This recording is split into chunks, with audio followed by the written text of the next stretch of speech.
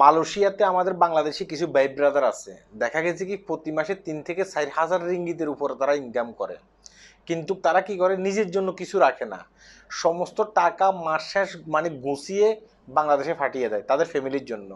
তারা যে এখানে অসুস্থ হয়ে যেতে পারে, অসুস্থ হইলে যে তাদের টাকার দরকার আছে, তারা এই চিন্তা ভাবনা তাদের মাথা নেই। কেন কথাগুলো বলতেছি, ভিডিওটা দেখেন, দেখলে আপনারা বুঝতে পারবেন। আমাদের পাশের রুমের একজন ভাই আমার কাছে আসছে, আইসা বলে যে ভাই চলেন আজকে এক জায়গায় যাবো। আমি বললাম যে কই যাবেন? বললো যে আমার এক আত্মীয় খুবই অসুস্থ, তাকে একটু দেখে আসে। এখন তার রুমে গেছি, আত্মীয় রুমে গেছি, সেখানে গিয়ে দেখলাম যে লোকটা 3 থেকে 4 দিন পর্যন্ত অসুস্থ। ঠিক আছে, মানে রুমে পড়ে আছে, এবং কি দেখা গেছে কি তার আশপাশে একটা ট্যাবলেট পর্যন্ত নেই। তাকে আমি জিজ্ঞাসা করছি যে ভাই আপনি কি ট্যাবলেট কিনেন নেই, মানে ওষুধ কিনেন নেই? সে আমাকে বললো যে না ভাই ওষুধ কিনে নেই, কারণ দেখা গেছে কি টাকা পয়সা নেই এই কারণে।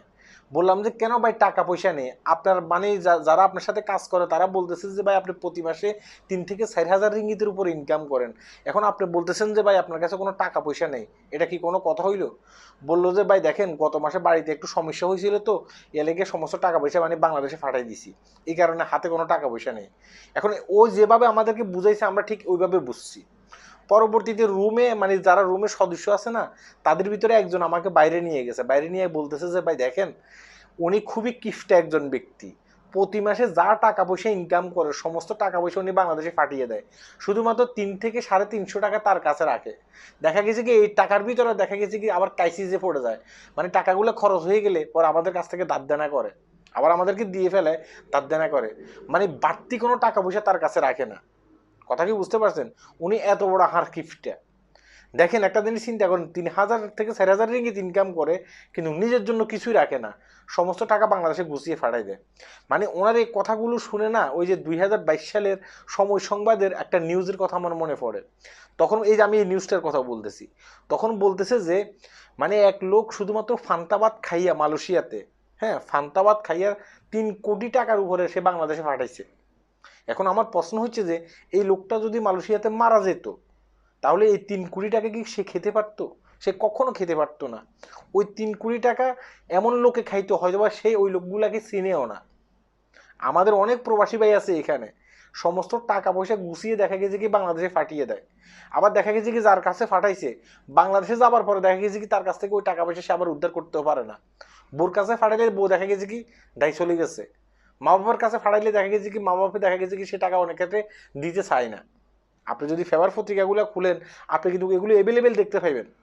তাই আমি আপনাদেরকে বলবো যে যারা আমাদের প্রবাসী ভাই আছে মালয়েশিয়াতে, ভাই দেখেন আগে আপনার শরীর ঠিক, তারপরে দেখা দেখা গেছে কি কাজ, তারপরে টাকা ইনকাম।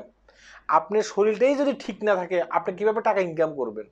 মানে একটা মোটরসাইকেল চালাইতে হইলে তো প্রথমে মানে মোবিল দরকার, তেল দরকার, এগুলোর দরকার, তাই না? এগুলো যদি না থাকে তাহলে ওই মোটরসাইকেল কি চলবে? জীবনও চলবে না। তাই আগে নিজের শরীর ঠিক রাখতে হবে। আমাদের আঞ্চলিক ভাষায় একটা কথা আছে নোয়াখালীর, হ্যাঁ, নিজে বাঁচলে বাপের নাম। আমি যদি বাঁচি না থাকি তাহলে আমার বাপের নাম মানে কেউ নেবে না। আমি যতদিন বাঁচি আছি তখন সবাই বলবে যে হ্যাঁ এই লোকটার বাপও আছে। কথা কি বুঝতে পারছেন? আমাকে সবাই জিজ্ঞাসা করবে তোমার বাপের কি অবস্থা, মানে আমি বাঁচলে আমার বাপের নাম। আগে নিজে বাঁচার চেষ্টা করেন, ঠিক আছে? নিজেদের কাছে কিছু টাকা পয়সা রাখেন, নিজেরা খরচ করেন। আমি সবাইকে বলতেছি না ভাই, কিন্তু কিছু কিছু হাড় কিপটালা মানুষ আছে ভাই, দেখা গেছে কি একটা সাবান ব্যবহার করে না, একটা সাবান ব্যবহার করে না, ছোট্ট একটা সাবান ব্যবহার করে কোনোরকম আর কি, কিন্তু দেখা গেছে কি বাড়ি থেকে ফোন করে বলছে যে আমার জন্য সুগন্ধি সাবান ফাটাইবা।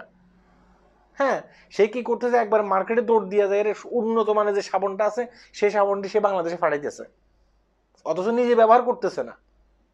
আগে আপনি সাবান ব্যবহার করেন, আগে ভালো ভালো জিনিস আপনি খান। দেখা গেছে কি বাড়িতে টাকা ফাটানোর জন্য খুবই ব্যস্ত, নিজে ভালো এক জোড়া স্যান্ডেল পরে না, এরকম অনেক আছে ভাই। আরে ভাই আপনি যদি বাসি না থাকেন না ওরা কেউ আপনার নাম নেবে না, সত্য কথা বলতেছি, ওরা কেউ আপনার নাম নেবে না।